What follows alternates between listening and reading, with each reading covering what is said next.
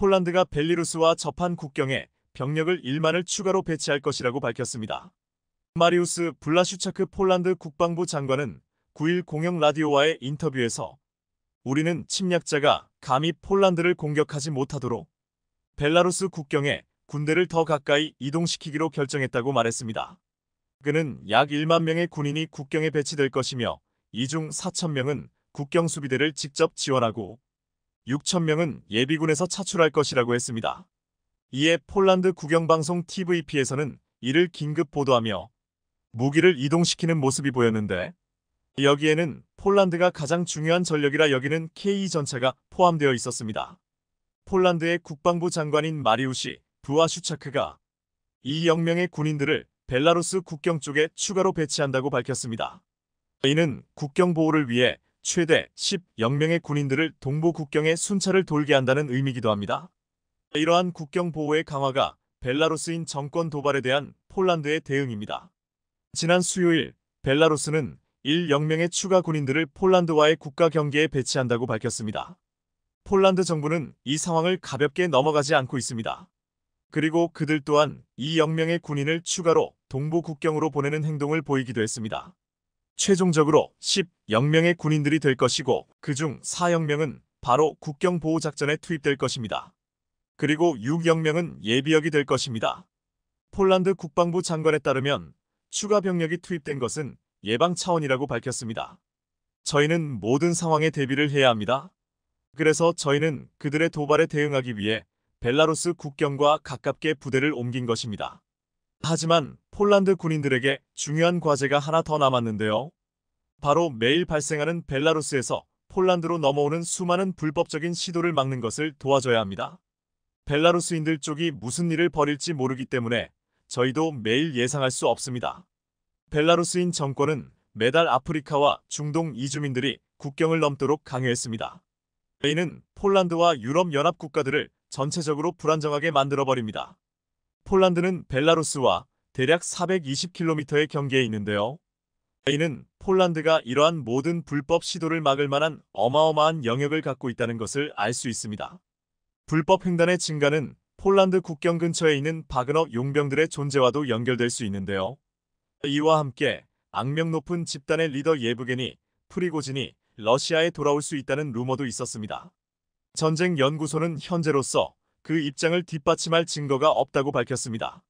지방에서도 긴장이 고조되면서 폴란드, 라트비아와 리투아니아는 벨라루스와 공식적인 국경 횡단을 닫을 것을 고려하고 있습니다. 이번 발표는 폴란드가 벨라루스와의 국경에 병력 2,000명을 파견할 것이라고 밝힌 지 하루 만에 나왔는데 마치에이 볼시크 폴란드 내무부 차관은 당초 국경 수비대가 요청한 것보다 2배 많은 2,000명의 병력을 벨라루스와의 접경 지역에 파견할 것이라고 밝혔습니다. 현재 바그너 그룹과 벨라루스 군이 폴란드와의 접경 지역인 브레스트에서 지난주부터 군사훈련을 개시하고 있는데 바그너 그룹 측 주둔 병력은 약 4,000명인 것으로 추산되고 있습니다. 폴란드가 병력을 증강시키는 이유는 이 훈련도 염두에 두었지만 최근 벨라루스에서 불법적으로 폴란드 국경을 넘는 시도가 크게 늘고 있기 때문입니다. 폴란드 정부는 바그너 그룹이 불법 이민자로 위장해 폴란드로 침투할 가능성이 크다고 보고 병력을 증강해 이러한 시도를 막겠다는 것입니다. 원래 K2전차는 러시아 칼리닝그라드와 맞대고 있는 국경 지역에 배치되었지만 이번에 바그너 그룹과 벨라루스군의 도발 시도가 염려되는 벨라루스 국경으로 이동해 강력 대응할 것으로 보이고 있습니다. 폴란드는 지금 K2전차로 벨라루스 육군의 주력 전차 T-71을 도발해 온다면 완벽하게 박살내겠다는 심산입니다. 폴란드는 유럽에서 그동안 전차 시장을 장막한 독일을 버리고 과감하게 한국산 K2전차를 계약하고 단 10개월 만에 28대를 받았습니다. 독일에게 요청하면 최소 3년 이상이 걸리는 물량이었습니다. 한국에게 긴급하게 요청한 K2전차 28대 가실점 배치되어 당장 바그너와 벨라루스군의 위협을 봉쇄하는 데 사용되자 폴란드의 선택이 맞았다는 말이 나오고 있습니다. 지금 폴란드를 따라서 루마니아와 많은 동유럽 국가들이 한국산 무기 도입을 시도하고 있는데 발트 3국 중 에스토니아가 한국산 무기를 선택해 주목받고 있습니다. 발트 3국 리투아니아, 라트비아, 에스토니아는 러시아와 벨라루스가 노리는 수바우키 회랑이 끊기면 폴란드와의 연결이 끊어져 나토와 고립되게 됩니다. 현재 바그너 그룹의 일부 용병들이 발트 3국과 폴란드를 연결하는 전략적 요충지 수바우키 회랑 인근 도시로 이동한 것이 확인되면서 이 지역의 군사적 긴장감을 극에 달하고 있습니다.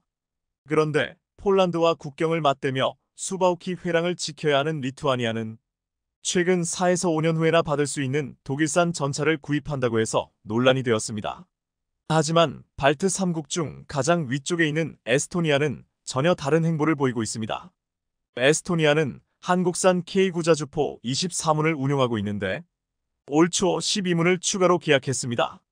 에스토니아에게는 세계 최강 K9자주포는 가장 중요한 전력이 되었습니다. 그런데 에스토니아가 K9자주포를 추가 도입하고 가장 중요한 핵심 전력으로 보는 이유는 세계 최강의 화력을 자랑하는 자주포이기도 하지만 운용 방법이 쉽기 때문입니다. 에스토니아는 인구가 130만밖에 안 되고 한반도 면적 15의 북유럽 작은 나라입니다. 이 때문에 상비군 병력은 7,200명밖에 안 되는데 매년 약 3,200명 정도가 징집되어 8개월 복무합니다. 에스토니아군은 이런 국가 특성상 이웃 국가들과 비슷한 규모의 군대를 운영하는데 한계가 있어 대신 시민들로부터 자원봉사자를 받아 예비군과 비슷하게 방위연맹을 운영하며 민방위를 강화시키려고 노력하고 있습니다. 이렇게 예비군들이 에스토니아군의 거의 절반이 되다 보니 쉽게 운용할 수 있는 자주포가 필요한데 K9 자주포는 이에 굉장히 적합했습니다.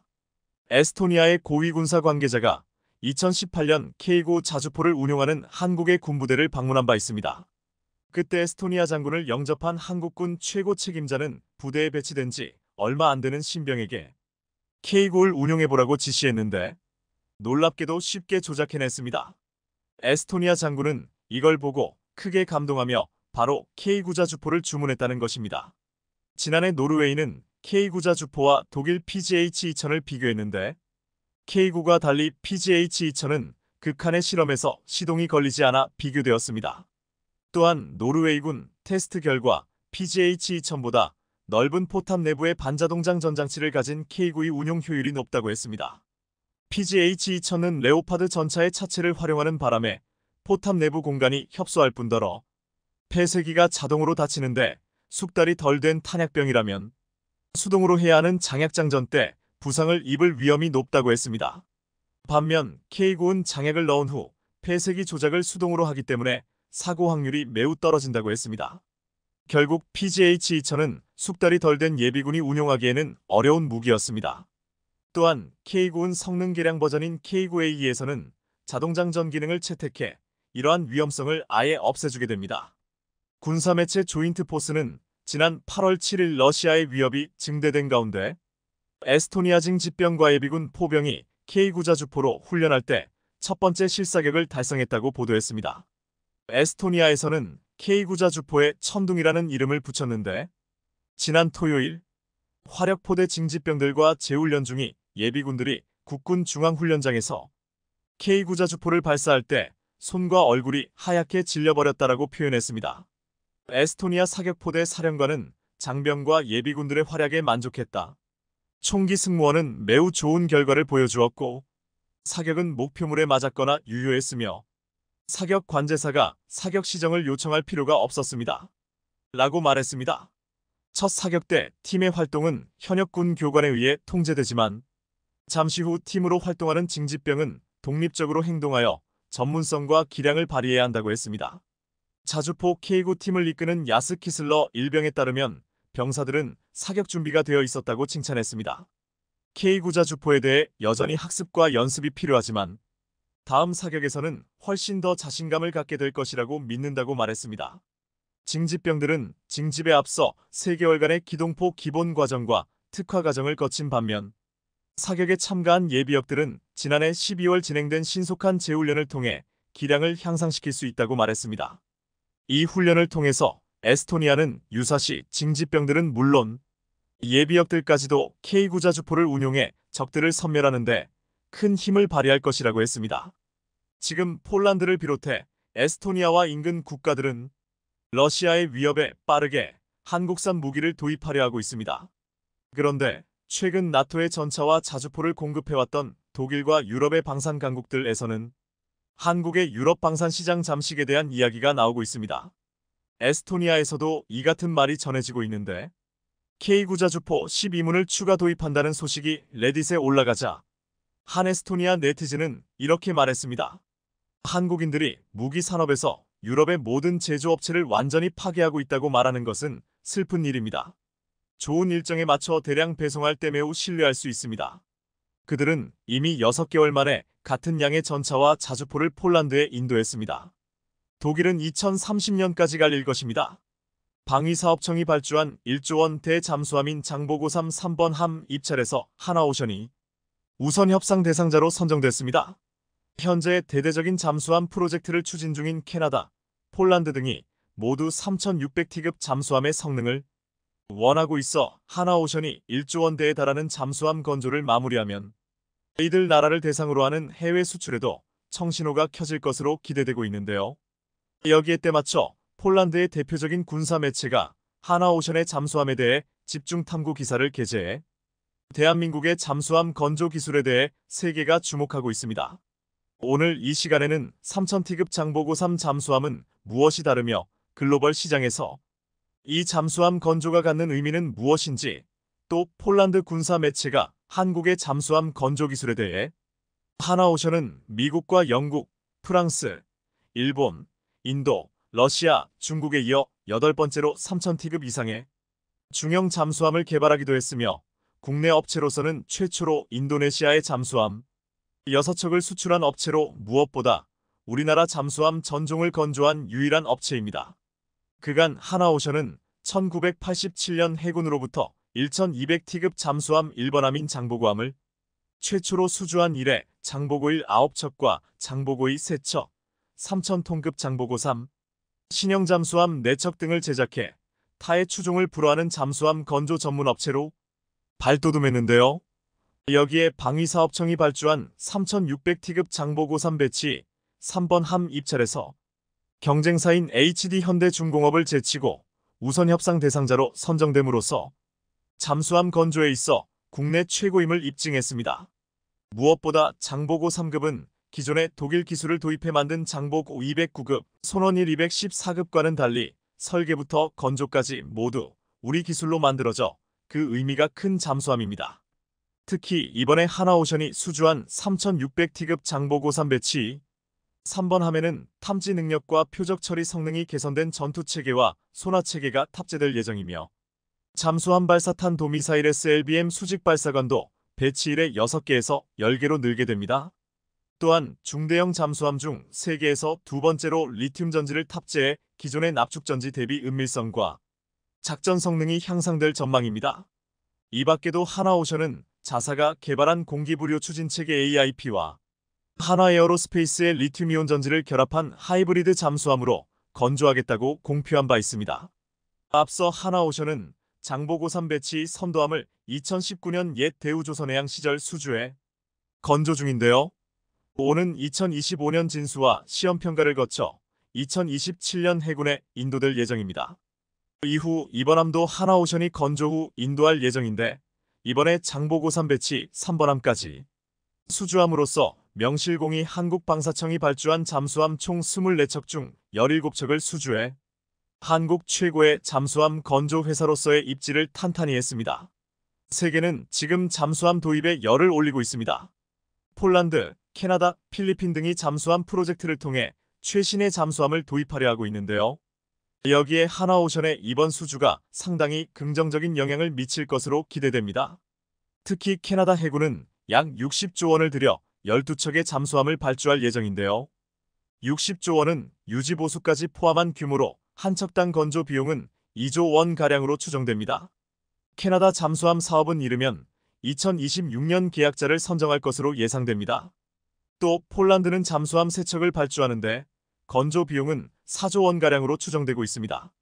캐나다와 폴란드 모두 SLBM 발사관을 원하고 있어 장보고 3 배치의 기술력을 바탕으로 한 하나오션의 기술력이 두 나라의 잠수함 수주 가능성을 밝게 해주고 있습니다. 육상에서는 K9 자주포, K2 전차와 다연장 로켓 천무를, 하늘에서는 차세대 전투기 KF-21을 그리고 여기에 바다에서는 첨단 시스템으로 가득 찬 3,000톤급 잠수함까지 건조할 수 있게 되었다는 것은 한국이 그야말로 명실상부하게 육해공 플랫폼을 자체 능력으로 개발하고 생산할 수 있는 극소수의 나라 중 하나가 되었다는 것을 의미합니다. 한국의 이러한 능력은 해외에서 이미 뜨거운 반응을 얻고 있습니다. 이러한 반응은 최근 폴란드 군사 전문 매체 디펜스24의 보도 내용으로 확인됩니다. 디펜스24는 11월 30일 폴란드가 대한민국이 만든 최첨단 디젤 전기형 잠수함인 KSS 사명 도산 안창호급 도입에 매우 호의적이라고 설명하면서 다음과 같이 하나오션의 잠수함을 소개했습니다. 대한민국의 하나오션은 오르카 프로그램의 일환으로 자사가 개발한 KSS-3 잠수함을 폴란드 해군에 제공하고 있다. 경쟁사들과 비교했을 때 KSS 사명 도산 안창호급은 수직 발사 순항 미사일과 통합된 무장과 AIP 드라이브 공기 불효 체계 및 리튬 이온 배터리로 지원되는 수중 지원 체계가 가장 눈에 띄는 장점이다. 얼마 전 하나오션이 폴란드에서 개최한 하나오션의 방산 무기를 소개하는 자리는 주제 발표 외에도 3시간이나 질의응답이 이뤄졌을 정도로 폴란드 전문가들의 한국 방산에 대한 뜨거운 관심을 확인시켜주는 시간이었다. 하나오션은 폴란드가 KSS 사명 도산 안창호급을 운용하면 폴란드는 표준 잠수함 임무를 수행할 수 있는 능력을 확보할 수 있을 뿐만 아니라 순항미사일 발사 능력 덕분에 수중 억제 시스템까지도 구축할 수 있다고 강조했다. 한국인들은 이는 의심할 여지 없이 발틱해의 안보를 강화할 것이라고 강조했다. 하나오션은 이미 잠수함 건조 경험이 풍부하다. 한화는 1983년부터 독일 TKMS와 협력하여 배수량 209톤의 KSS-1을 건조하였고 이후 1830톤의 KSS-3 손원 1급 잠수함 214척을 건조했다. 이 두 가지 프로그램을 통해 습득한 기술을 통해 한국인들은 자체 설계를 할 정도로 발전했고 이후 도산 안창호급 KSS-3 잠수함이 만들어졌다. 폴란드에 제공되는 것은 바로 이 KSS-3이며 하나오션이 폴란드에 제안한 KSS-3 잠수함은 세 가지 매우 중요한 장점이 있다. 첫째, 재래식 디젤 잠수함들 중 가장 오랜 잠항 시간을 가능하게 해주는 공기불효 추진체계 AP 보유 및 리튬이온 전지가 탑재되어 있다. 한화는 리튬이온 전지 탑재를 통해 재래식 잠수함의 새로운 기준을 세웠다고 설명한다. 표준 납축 전지의 경우 약 2000회의 충전 주기를 수행할 수 있지만 리튬이온 배터리의 경우 이러한 주기가 2배가 될 수 있기 때문이다. 둘째, KSS-3의 두 번째 장점은 수직 발사대를 통해 발사되는 잠수함 발탄 도미사일과 같은 강력한 무기 시스템이 탑재되어 있다. 셋째, 장기적 관점에서 폴란드가 독자적으로 잠수함 운용을 할 수 있도록 도와주는 MRO 센터의 건립을 약속했다. 중요한 것은 한국이 제안한 프로그램에는 폴란드의 현대식 잠수함뿐만 아니라 포괄적인 승무원 훈련도 제공된다는 점이다. 이 프로그램은 4단계 프로그램으로 구성되며 기본 잠수함 작전 과정, 장비 사용 훈련, 시뮬레이터 활용 전술 훈련, 해상 선박 탑승 훈련 등이 포함된다. 또한 한국 잠수함은 NATO 해군과도 호환된다는 점도 커다란 장점이다. 이 같은 폴란드 매체 디펜스24의 기사에 대해 네티즌들의 댓글들을 보면 대한민국이 지금까지 폴란드의 K9 썬더, K 흑표, FA50GF 등을 제시한 기간 안에 정확하게 인도한 것에 깊은 인상을 받았다. 한국의 FA50GF는 저렴한 비용을 F-16CD의 임무를 70에서 80%를 소화해줄 수 있는 가성비 높은 전투기였다는 등의 호의적인 댓글들이 눈에 띄었습니다. 이처럼 대한민국이 수출한 방산 무기들이 폴란드에 스며들어 높은 신뢰를 받음으로써 하나오션의 잠수함 KSS-3 안창호급에 대해서도 긍정적인 영향을 미치는 등 선순환 효과를 얻고 있는 것 같은데요. 무엇보다 최근 하나오션이 발표한 최첨단 잠수함 기술은 한화의 잠수함 수주에 더욱 청신호를 켜지게 해주고 있습니다. 최근 하나오션은 국방기술진흥연구소와 잠수함용 신형 소자, 장비 설계 기술에 대한 연구개발, 용역 계약을 체결했다고 밝혔는데요. 소자는 잠수함에서 발생하는 자기를 줄여 적에게 탐지되는 것을 회피하기 위한 장비입니다. 하나오션은 이번 계약에 따라 2028년 5월까지 연구를 진행하고 시제를 제작해 성능을 검증할 예정인데요. 특히 여기에서 주목할 점은 소자 코일과 제어기, 전원 공급기, 자기 센서 설계 기술 등을 개발해 하나오션이 건조하는 잠수함의 스텔스 기능을 강화할 기술이 될 것이란 내용입니다.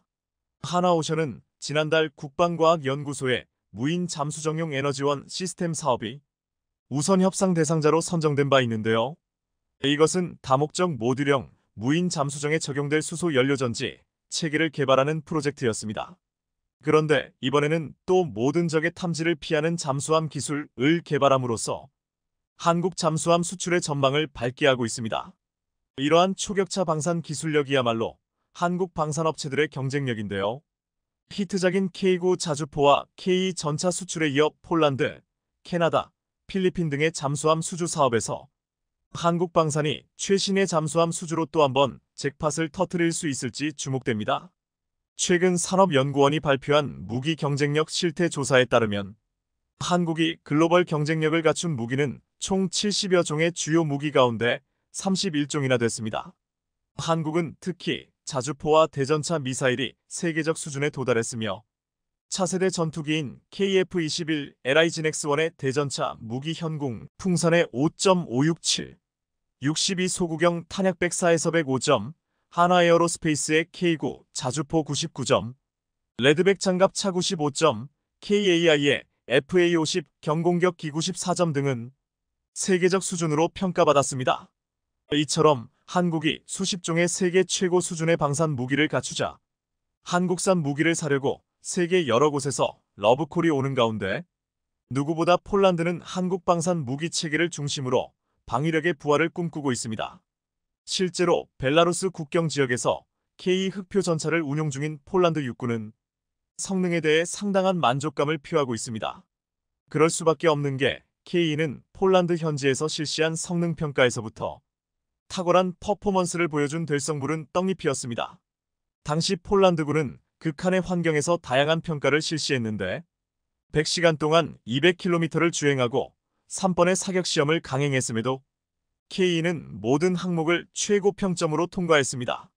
특히 막사에서 대기 중 화생방 공격을 받은 것을 가정한 긴급 출동 항목이 압권이었습니다. K2호표는 아무리 긴급한 상황이라 하더라도 필요한 부위를 자동으로 체크하고 예열만 끝나면 바로 시동을 걸 수 있었는데요. 게다가 급박한 상황이라면 외부 전원으로 포탄만 회전시킬 수도 있었습니다. K 혹표의 경쟁자로 거론되는 독일의 레오파르트 2가 압력과 유압, 배터리, 예열 등 시동을 거는 데에만 온갖 잡다한 조건이 붙는 것과는 천지 차이였습니다. 또한 폴란드군은 100시간 K 혹표의 야전 정비 능력도 굉장히 우수하다는 점을 발견했는데요. K 혹표가 모듈 장비를 탑재하면서 파손되기 쉬운 광학 장비 등을 현장에서 즉석으로 교체할 수 있는 반면 레오파르트2는 전차 장비용 크레인이 동원되어야 정비가 가능했습니다. 여기에 자동장 전장치로 장시간 교전 상황과 이동 시간을 가리지 않고 언제든 빠르게 장전할 수 있고 뛰어난 유기압 현수 장치를 채택해 오랜 시간 탑승해도 승무원들이 피로도가 현저히 낮았습니다. 오죽하면 국내에서도 K 혹표를 한번 타보면 마치 세단을 타고 있는 듯한 느낌이 든다는 후기가 올라왔을 정도입니다. 또한 K 전차에 탑재된 사통장치는 자동으로 포신 궤적은 보정하고 최대 60배까지 목표물을 확대할 수 있습니다. 폴란드군이 기존에 운영하던 T-72가 8배 줌이 한계였던 것을 감안할 때 최대 60배까지 목표물을 확대할 수 있다는 것은 그야말로 천지개벽 수준입니다. 여기에 한 번에 20개 이상의 표적을 탐지하는 자동 표적 탐지 시스템과 헌터킬러 능력은 전차병이 놓친 화면도 자동으로 추적해 내부 화면에 표시해줍니다. 심지어 K 흑표 전차의 이 표적 획득 능력은 경쟁 기종인 미국 에밀 에이브람스나 독일 레오파르트 2보다 월등히 우수합니다. 실제로 K, 에밀, 에이브람스, 레오파르트 2를 모두 운용해본 폴란드 군인은 K 혹표 전차는 혹시나 제가 실수해도 그것을 보정해줄 수 있는 전차입니다. 라고 말했습니다. 이처럼 폴란드를 중심으로 극찬이 쏟아지자 동유럽을 중심으로 K 전차에 대한 관심이 높아지고 있습니다. 루마니아는 K 혹표 전차에 눈독을 들이고 있고 불가리아는 우크라이나에서 한참 떨어져 있는데도 불구하고 대한민국의 무기 체계와 폴란드의 무기 수입을 집중 보도했습니다. 일례로 불가리아 언론들은 현 세대 가장 강력한 전차로 손꼽히는 대한민국의 K2 혹표가 폴란드에 총 1000대 도입될 예정이다. 이것이 일선에 배치되면 폴란드는 질적인 면은 물론이고 수량에서도 유럽 전체에서 가장 강력한 기갑 전력을 보유하게 된다는 분석을 내놓았습니다. 불가리아 언론은 폴란드가 벨라루스와의 국경에 경비를 강화하고 있다면서 폴란드 제1군단 보병사단에 대해 깊이 있는 분석 기사를 실었는데요. 폴란드 제1군단 보병사단은 국방장관이 제16기계화 사단, 제18기계화 사단은 폴란드의 최전방을 지키는 파수꾼이 될 것이라 밝힌 사단입니다. 이처럼 폴란드가 감탄하고 동유럽 국가들이 K 전차에 대한 관심이 뜨겁자 전통적인 전차 강국인 미국, 독일, 프랑스가 당황했고 다급해졌습니다. 우크라이나 전쟁 초기만 해도 전차는 이제 퇴물이라는 평가를 받았습니다. 하지만 전쟁이 더 오래 전개되고 있는 지금 강력한 전차의 역할이 얼마나 중요한지 전차가 재평가되고 있는 실정입니다. 우크라이나 전쟁을 보면서 동유럽 국가들은 자기들이 보유했던 구식 전차들을 첨단 시스템을 갖춘 최신형 전차로 바꾸려는 시도를 하고 있습니다. 이 최신형 전차 교체 사업을 한국이 쓸어갈 것을 우려한 미국, 독일, 프랑스는 3.75세대 혹은 3세대 후기 전차를 내놓으며 한국을 따돌리려 하고 있는데요. 대표적인 것이 독일과 프랑스가 합작해서 만드는 EMBT, 그리고 미국 제너럴 다이내믹스 랜드 시스템 GDLS가 개발한 에이브람스 X입니다. 에이브람스 X는 에밀 에이브람스의 후신으로서 가장 많은 주목을 받고 있습니다. 이처럼 미국과 독일, 프랑스가 3세대 후기 전차까지 서둘러 내놓으며 한국을 따돌리려 애쓰는 사이 한국은 지금까지 외국에 의존하던 전차의 엔진과 두뇌까지 모두 우리 손으로 만들어내며 방산 기술의 국산화를 이뤄가고 있습니다. 지금까지 K방산에서 한국은 하드웨어는 잘 만들지만 소프트웨어 분야는 여전히 해외 의존도가 높았습니다. 하지만 한국의 강소기업인 코츠테크놀로지 덕분에 한국은 이제 전차와 항공기, 무기 등을 제어하는 모듈과 시스템을 국산화할 수 있게 되었습니다.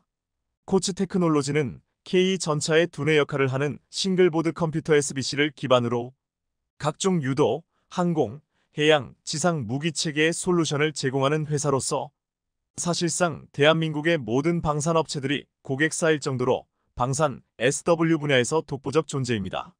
특히 K 전차의 통합형 차량 제어 컴퓨터, 무인기용 표준 SW, 미사일 제어 메인보드 등은 모두 한국 기업 코츠테크놀로지가 공급한 제품입니다. 최근 장보고와 같은 해군 잠수함에 적용되는 소나체계, 무장통제체계, 전투기 무인기에 탑재되는 임무 컴퓨터, 발사 제어 패널 등 첨단 군수 분야에서도 두각을 나타내고 있습니다. 코츠 덕분에 지금까지 한국 방산이 해외에서 비싸게 도입하던 군사용 모듈과 시스템을 국산화할 수 있었는데요. 코츠의 경쟁사는 이제 국내에는 없고 보잉, 로키드 마틴, 레이시온 등 세계적인 군수업체와 협력하는 머큐리 시스템즈, 커티스라이트 정도입니다. 이처럼 하드웨어뿐 아니라 소프트웨어까지도 국산화에 성공한 한국 방산은 이제 폴란드와 함께 중보병 전투차를 공동 개발하는 단계로 진입해 있습니다.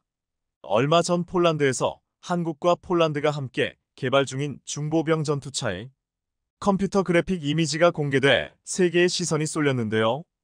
더구나 방산업계에서는 한국의 최정예 상륙부대인 해병대에서만 사용될 예정인 신무기가 폴란드에 수출되었고 이 신무기가 폴란드형 레드백의 주무장이 될 것이란 소문이 파다했는데 그 신무기는 바로 한국과 폴란드가 공동 개발 중인 차륜형 장갑차인 NKTO였습니다. 지난 9월 1일 폴란드의 군사 전문가 바르트 워미에이 쿠차르스키가 자신의 SNS에 폴란드의 새로운 장갑차 개념도를 올렸는데 이 차륜형 장갑차는 현대로템과 폴란드 방위산업업체 PGG가 공동 개발에 나선 차륜형 장갑차였습니다. 그런데 외양을 보면 사실 말이 공동 개발이지 한국으로부터 신규 장갑차를 수입한 거라고 말해도 과언이 아니었습니다. 무엇보다 NKTO는 폴란드제 무인 포탑을 탑재했지만 가장 중요한 차체 디자인과 구조가 K808과 거의 비슷하다는 것을 알 수 있습니다. 도하를 위해 K808이 갖추고 있는 도하판과 워터제트까지 NKTO 장갑차에 그대로 적용돼 있었습니다. 또 다른 장갑차 프로젝트를 살펴보면 폴란드의 한국 의존도가 얼마나 높은지 명확해집니다. 한화에어로스페이스와 공동으로 개발하는 중보병 전투 차량은 K9의 차량을 그대로 사용하고 레드백의 기술까지 도입하기로 계획되어 있습니다. 폴란드가 이렇게 한국의 방산 무기를 구매하며 공동 개발을 통해 폴란드 현지 생산을 원하는 이유는 한국 장비의 현지 생산이 본격화되면 폴란드는 독일 뺨치는 새로운 군수 공장의 거점 기지를 확보하게 되기 때문입니다. 방산업계에 따르면 현재 폴란드는 한국과 개발하는 중장갑차에 40포탑을 올리길 원하고 있습니다. 따라서 한국은 폴란드형 중장갑차에 한국이 개발한 CTA4를 함께 수출할 계획인데요. 폴란드 군사 매체들은 폴란드형 중장갑차에 30부시 마스터 기관포가 장착될 예정이지만 주포를 40로 교체할 수 있다고 보도했습니다. 이 40주포 역시 한국에서 수입하는 것입니다. 현재 한국이 보유한 40포는 K21 장갑차에 탑재한 40와 해병대의 차기 상륙 장갑차에 40 CTA4가 있습니다. CTA4는 기존 탄 대비 30%나 최적이 줄어들었지만 성능은 그대로 유지되는 탄약으로 길이가 짧아 포의 장전 장치가 작동하는 구조를 단순화시킬 수 있어 장전 시간을 줄이고 발사 속도를 획기적으로 빠르게 할 수 있습니다. 이러한 장점들 덕분에 선진국에서도 연구 진행 중인 차세대 화기 시스템인데요. 현재 미국, 프랑스, 스웨덴 등에서 회전식 CTA4를 개발 중인데 한국은 이미 오래전 40주도로 CTA4 개발에 들어가 지난 2015년에 시제품 개발을 끝내두었습니다. 따라서 폴란드형 레드백에 탑재할 한국의 CTA4는 만에 하나 폴란드에서 장갑차 간 교전이 이뤄진다면 폴란드의 압도적 우위를 차지하게 해줄 전망입니다. 지금 한국의 40주포의 CTA4 탑재는 세계 여러 곳에서 관심을 보이고 있습니다. 우크라이나 전쟁에서 러시아가 쌓은 참호를 뚫기 위해서는 30포로는 어림도 없다는 게 드러났기 때문입니다. 러시아는 대반격의 표적이 될 가능성이 높은 지역을 중심으로 900여 킬로미터에 달하는 방어선을 쌓았고 이 엄청난 규모의 참호 덕분에 오랜 시간 방어선을 유지하고 있습니다. 우크라이나는 이를 뚫기 위해서 갖은 노력을 했지만 30포로는 어림도 없었습니다. 따라서 화력을 2배 이상 강화시키고 다양한 탄종을 사용할 수 있는 40기관포의 효용성이 높아지고 있으며 40기관포에 쓰일 한국형 CTA4는 앞으로 장갑차 무장의 표준이 될 것으로 기대되고 있는데요. K2흑표 전차의 중보병 전투 차량 그리고 40 CTA4까지 한국 방산은 이렇게 세계 방산 시장에서 경쟁자를 압도하는 방산 무기를 계속 늘려가고 있는 중입니다. 중국이 7나노 반도체를 양산했다고 발표했지만 찍어낼수록 적자를 기록할 것으로 보여 재발등을 찍었다는 반응이 나오고 있습니다. 7나노 자체가 이미 예전 기술이기 때문에 만들어낼 수 있겠지만 문제는 수율을 확보하는 것인데요. 과연 중국 7나노 양산 성공 진짜일까? 오늘은 이 소식을 자세히 전해드리겠습니다. 지난 8월 말 지나 러몬도 미국 상무장관이 중국을 방문하던 기간 중 화웨이는 보란듯이 최신 스마트폰 메이트 60 프로를 선보였습니다. 그런데 이 스마트폰은 7나노 반도체를 탑재한 것이었습니다. 그동안 첨단 반도체 장비의 중국 수출을 통제해 온 미국으로서는 깜짝 놀랄 수밖에 없었습니다. 제도에 허점이 있는 게 아니냐는 우려가 여기저기서 제기되고 급기야 상무장관은 하원과학우주기술위원회에 출석해야 했습니다. 그런데 이 자리에서 러몬도 장관은 중국 화웨이가 7나노 반도체를 양산했다는데 증거는 없다고 단칼에 중국의 7나노 양산을 무시했습니다. 그러면서 우리는 중국이 미국에 해를 끼칠 수 있는 방식으로 기술을 발전시키는 능력을 저지하기 위해 쓸 수 있는 모든 도구를 사용하고 있다. 어떤 기업이든 미국의 수출 통제를 우회했다는 신뢰할 만한 증거를 찾을 때마다 조사를 하고 있다고 말했습니다. 현재 상무부는 화웨이 폰에 탑재된 반도체의 성격과 화웨이가 이 반도체를 확보한 경위 등에 대해 자체 조사를 벌이고 있는데요. 그럼 화웨이는 정말 미국의 제재를 뚫고 7나노 반도체를 최신 스마트폰에 탑재한 것일까요? 사실 7나노 탑재는 뉴스거리조차 되지 못할 정도로 반도체 업계에서는 흔한 공정이 되어버렸습니다. 하지만 미국의 제재로 반도체 핵심 장비를 수입할 수 없는 중국에서 7나노 반도체를 개발했다면 이건 문제가 다릅니다. 이번 사안을 다루기 위해 2010년대 말로 거슬러 올라가야 합니다. 당시 트럼프 정부는 화웨이 통신 장비 수입을 금지하는 조치를 내립니다. 이를 계기로 미중 무역 갈등은 본격화했고 미국은 아예 미국 소프트웨어 SW와 설비 등을 이용해 개발 및 생산한 반도체를 화웨이에는 납품할 수 없도록 해버렸습니다. 반도체 분야에서 SW는 케이던스 시놉시스, 장비는 어플라이드 머티리얼즈 램 리서치 KLA 등이 독과점 구조를 형성하고 있는데요. 이들이 안 팔겠다고 하면 지구촌 그 어떤 기업도 반도체를 제작할 수 없다고 보면 됩니다. 그러니 이러한 조치는 사실상 화웨이에게 반도체를 팔지 말라는 뜻이나 다름없었습니다. 결국 화웨이는 순식간에 중국 시장에서조차 샤오미, 오포, 비보 등에서 밀려버리고 말았습니다. 그런데 갑자기 미 상무장관의 중국 방문을 앞두고 메이트 60 프로를 출시했는데 문제는 반도체 분석 기관 테크인사이츠가 이 폰을 분해한 결과 미국이 제재하고 있던 AP인 기린 9000S가 7나노 공정으로 생산된 것을 발견한 것입니다. 여기서 7나노는 회로 간 선폭을 의미합니다. 회사마다 기준이 다르고 집적도 차이는 있으나 통상 7나노 내외 간격을 둔 패턴 기반으로 칩을 일컫습니다. 재미있는 건 7나노는 극자 외선 EUV 도입의 기준점이란 점입니다. EUV는 기존 심자 외선 DUV 대비 파장이 약 14배 짧아 세밀한 패터닝을 할 수 있는 최신 노광 기술입니다. 얇은 붓으로 그리거나 배트를 짧게 잡았을 때 정교한 색칠 또는 타격이 가능한 것과 비슷한 원리죠. 삼성전자는 7나노 공정에서 업계 최초로 EUV를 도입한 바 있습니다. 반면 TSMC는 초기에는 DUV로 7나노 칩을 구현하는 방향을 택했었죠. 7나노에서 각각 EUV, DUV를 활용하면 회로 작업 속도와 횟수 차이가 납니다. 당연히 EUV로 하면 1에서 2회만으로도 정밀한 패턴을 새길 수 있겠죠. DUV로 하면 한 번에 미세 회로를 그릴 수 없어서 위치를 조정하면서 여러 번 빛을 투사해야 합니다. 반도체 물량이 많지 않다면 오히려 DUV를 채택하는 게 유리할 수도 있습니다. EUV 장비가 압도적으로 비싸기 때문이죠. 하지만 결국 반도체 공장은 대량 생산 체제로 가야 이윤을 남길 수 있는 산업입니다. 생산을 거듭할수록 EUV와 DUV 격차는 줄고 오히려 EUV가 투입된 라인의 생산성과 효율성이 극대화되는 것입니다. 반도체 파운드리 경쟁력의 척도로 꼽히는 수율, 즉 완성품 중 양품 비율에서도 큰 차이가 나게 됩니다. 현재 EUV 장비는 네덜란드 ASML이 독점 중인데 미국과 네덜란드가 협의해 중국으로 관련 제품을 보내지 않기로 했습니다. 공식적으로 EUV 설비가 없는 중국이 EUV를 이용한 AP를 만들 수 없을 겁니다. 그런데 화웨이의 최신 스마트폰에 떡하니 7나노 AP가 들어있었던 것입니다. 이러니 미국이 놀란 것이었습니다. 반도체 전문가들은 화웨이에 탑재된 7나노 기린 9000S는 중국 최대 파운드리 업체 SMIC가 생산을 맡은 DUV 기반 반도체로 예상하고 있습니다.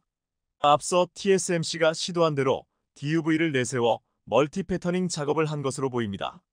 TSMC와 삼성전자를 거친 양멍숭 SMIC 최고 경영자가 해당 프로젝트를 주도했다는 후문도 들립니다. 양멍숭은 반도체 산업에서 대단한 영향력을 끼친 인물인데요. TSMC의 기들을 닦았고 삼성전자에서는 세계 최초 14나노 공정을 완성하는 데 큰 공헌을 하기도 했습니다. 2017년부터 SMIC를 중국 반도체 굴기의 핵심으로 키워나가고 있는 인물이기도 합니다. 하지만 문제는 DUV를 적용한 것이라면 가격 경쟁력에서 뒤처질 수밖에 없고 중국이 이 7나노 반도체를 양산하면 양산할수록 적자는 커지고 결국 재발등을 찍는 결과를 낳을 수밖에 없다는 점입니다. 그래서 반도체 업계에서는 중국이 미국에게 7나노 탑재 스마트폰을 공개한 이유는 너희가 제재를 가해도 우리는 이 정도는 만든다는 자체 기술력을 과시하기 위한 것이란 분석이 지배적입니다. 실제로 이 반도체를 대량 생산하고 메이트 60 프로에 탑재하게 되면 화웨이는 수익은커녕 적자에서 벗어나기 힘들 것입니다. 그래서 메이트 60을 공개할 때 초점은 단순히 7나노 반도체를 사용했다는 것에 맞춰져 있었고 실제로 이 스마트폰을 사용하고 싶어하는 중국인들은 신제품 발표회를 보고 실망할 수밖에 없었습니다. 보도에 따르면 이날 중국 선전에서 열린 화웨이의 신제품 발표회는 화웨이가 지난달 말 깜짝 출시한 최신 스마트폰 메이트 60 프로의 사양과 성능에 대해 공개할 것이라는 기대 속에서 큰 관심을 모았습니다. 그러나 수백만 명이 지켜보는 가운데 온라인으로 생중계된 행사에서 화웨이는 메이트 프로 60에 대해선 입을 꾹 다물었고 행사를 지켜본 이들 사이에서는 실망이 터져나왔습니다. 한 웨이보 누리꾼은 왜 그들은 그거 스마트폰에 대해 이야기하지 않는가? 모두가 그 스마트폰 때문에 그 행사를 지켜봤다. 그들은 무엇을 숨기고 있는가? 라고 비난했습니다. 중국 매체들은 화웨이가 미국의 제재를 극복하고 기술적 자립을 이뤄냈다며 대서특필하고 있고 실제로 판매될수록 적자나는 메이트 60 프로를 중국인들은 만나기 힘들 것입니다. 그런데 어찌됐든 지금 미국의 관심은 화웨이에 탑재한 기술, 즉 전자설계 자동화 EDA에 꽂혀 있습니다. EDA는 반도체 제조 전 시뮬레이션을 통해 회로 설계 및 오류를 판단하고 해결하는 SW인데요. 이 기술은 미국 회사인 케이던스와 시놉시스가 시장 점유율 90% 이상을 차지하고 있어서 이들 IP를 피하기는 불가능에 가깝습니다. 따라서 미국은 지금 화웨이에 탑재된 기술에도 두 회사의 EDA가 쓰였을 것이라는 의문이 제기되고 있는 것입니다. 2020년 말 케이던스와 시놉시스 임직원이 대거 중국에 합류하기도 했기 때문입니다. 이 같은 흐름이 이어졌을 때 중국산 EDA가 탄생했을지도 모를 일입니다. 그래서 마이클 맥콜 미국 하원 외교위원장 등은 화웨이의 7나노 반도체를 중국 SMIC가 개발하는 과정에서 미국 제재 위반 사례가 있었는지 추적해야 한다고 주장했고 결국 반도체 분해 전문회사 테크인사이츠의 구체적인 결과는 곧 나올 예정입니다. 이를 통해 중국의 반도체 산업이 어디까지 왔는지 어떤 기술이 중국으로 흘러들어가는지 밝혀지게 될 텐데요. 그런데 사실 중국이 7나노 반도체라고 주장하는 기술은 실제로는 10나노 수준에 불과하다는 주장도 제기되고 있습니다. 대만의 언론들은 중국이 7나노를 제대로 된 양산을 했다는 증거도 없을 뿐더러 7나노 반도체를 개발했다 해도 그 성능과 집적도는 TSMC나 삼성전자 등 파운드리 상위 기업과 경쟁하기에는 많이 역부족일 것이라고 분석했습니다.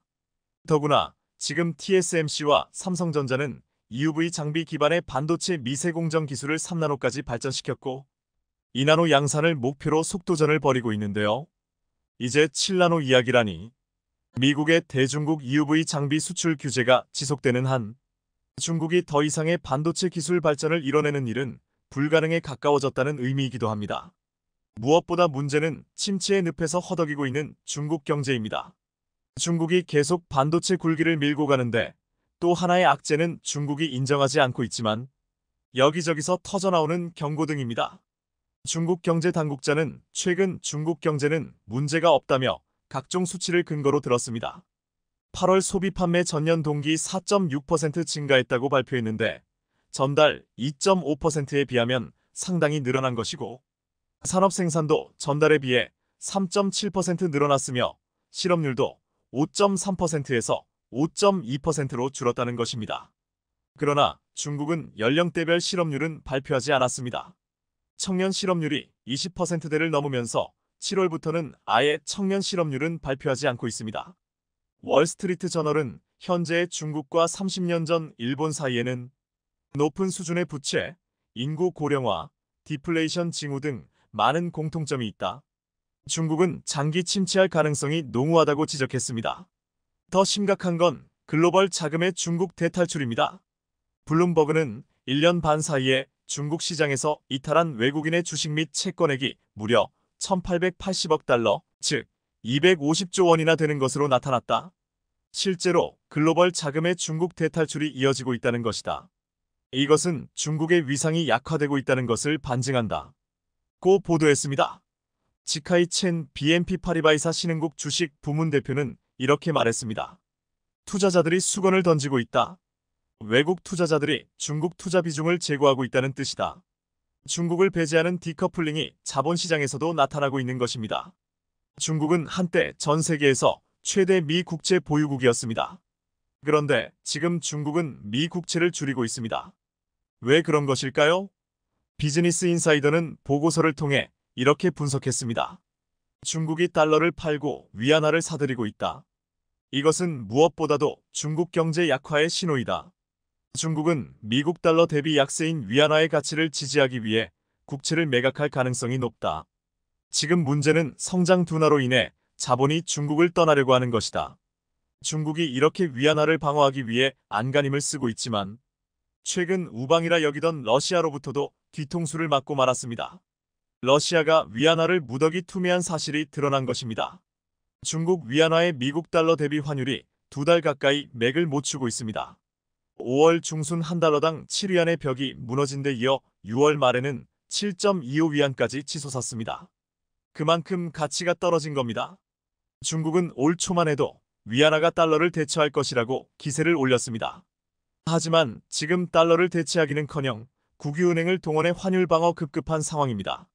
재미있는 건 중국과 함께 달러 대체를 외쳤던 러시아도 위안화를 대대적으로 처분하는 중이라는 점입니다. 러시아는 위안화 중 45억 달러어치를 작년 한 해 동안 처분했습니다. 이게 끝이 아니라 올해 들어서도 매달 수억 달러어치의 위안화를 매각 중이라고 합니다. 현재 러시아의 위안화 물량은 30억 달러 정도에 불과합니다. 위안화가 달러를 대체할 것이라고 믿어온 중국 내 국수주의자들은 지금 러시아까지 위안화를 투매한다는 사실에 상당한 충격을 받고 있는 것으로 전해집니다.